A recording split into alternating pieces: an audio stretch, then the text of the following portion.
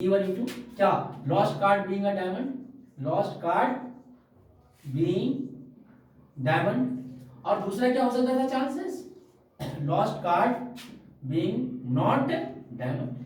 Very good. Lost card के बाद two additional card drawn, two additional card drawn are diamond, are diamond. Okay, two additional card drawn are diamond.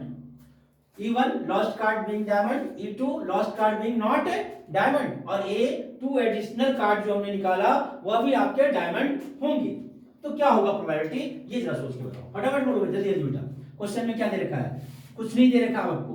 Probability of E1 lost card being diamond, diamond product 52 और उसमें diamond कितने होते हैं 13, तो 13/52 यानी कि 1/4। Probability of E2 lost card being not diamond, दो तरीके थे 39/52 या 1 में से 1/4 माइनस कर देते, दोनों ही कंडीशन में 3/4 आता। अब ये सबसे इंपॉर्टेंट है, probability of A subject to E1। इसका मीनिंग समझो, मीनिंग समझोगे तभी आप क्वेश्चन करोगे। ए सब्जेक्ट टू E1 मतलब दो कार्ड जो हमने निकाला था पहला और दूसरा, वह दोनों ही कार्ड डायमंड होगा, जबकि लॉस्ट कार्ड भी डायमंड था। तो डायमंड कार्ड होते कितने हैं 13। Very good. कितने कार्ड होते हैं डायमंड 13, और 13 में से एक तो लॉस्ट हो गया, तो बचे कितने 12। अब जो आप सेलेक्ट कर रहे हो दो एडिशनल कार्ड, उस 12 में से सेलेक्ट कर रहे हो, तो फेवरेबल कितने हो जाएंगे 12C2। सिलेक्शन है तो कॉम्बिनेशन फार्मूला लगता है, 12 में से दो सेलेक्ट कर लेते, लेकिन टोटल हमारे पास 51 कार्ड है, तो 51C2। भैया प्रोबेबिलिटी में छोटा दिमाग लगाओ, कम दिमाग लगाओ। तो ऐसे सोचो कि अब हमारे पास 12 कार्ड बचे थे, उसमें से पहला कार्ड डायमंड होगा 12/51, और एक कार्ड तो हमने डायमंड निकाल कर अलग कर लिया है, तो दूसरा डायमंड होगा। अब इसकी प्रोबेबिलिटी 11/50। इसे भी सॉल्व करोगे तो यही आएगा, और डायरेक्टली आप यही लिख देते तो भी कोई परेशानी नहीं है। कितना सिंपल भी है बताओ। फर्स्ट कार्ड डायमंड होगा, एक डायमंड तो पहले ही लॉस्ट कर दिया आपने, भुला दिया, तो अब कितने बचे थे डायमंड आपके पास, वेरी गुड 12, और टोटल कार्ड 51, तो 12/51। फिर एक कार्ड निकाल दिया, रिप्लेसमेंट तो करा नहीं आपने, विदाउट रिप्लेसमेंट है, तो दूसरा डायमंड होगा, कितने डायमंड बचे हुए हैं 11/50।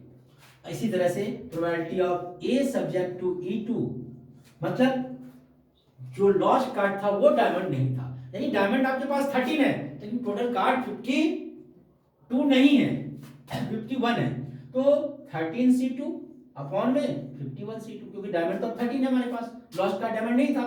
और इसकी प्रोबेबिलिटी बेटा तो 13 अपॉन में 51 इंटू, हाँ बोलो बेटा 12 अपॉन में 50। अब तो सारी वैल्यू आ गई बेटा, आपको निकालने क्या है, आपको निकालने है probability of E1 lost card being diamond, जबकि आप दो कार्ड जो निकाल रहे थे एडिशनल कार्ड, वह भी आपका डायमंड था। आई होप दैट बेटा कि ये थ्योरम समझ में आए होंगे, और बेस थ्योरम के एनसीईआरटी एक्सरसाइज में जो इंपॉर्टेंट क्वेश्चन मैंने दिखाया था 3, 4, 5, 8, 11, 12, ये सारे मैंने आपको कंप्लीट कर दिया। एग्जाम्पल आप देख के समझ पा रहे होंगे बेटा, अगर नहीं समझ पा रहे होंगे तो थोड़ी मेहनत तो आपको भी करनी होगी बेटा। सिर्फ इतना कि आप कमेंट सेक्शन में जाइए, कमेंट में लिखिए बेटा कि आपको कौन से क्वेश्चन समझ में नहीं आ रहे हैं, कौन सा क्वेश्चन स्पेशली मैं आपको थोड़ा और समझा के भेजूं। ठीक है, बहुत तरीके हैं समझाने के, अगर आप समझने के लिए तैयार होगे तो बहुत फंडे है। ओके बेटा, आई होप दैट कि आप लोगों को अच्छे से बेस थ्योरम समझ में आए होंगे।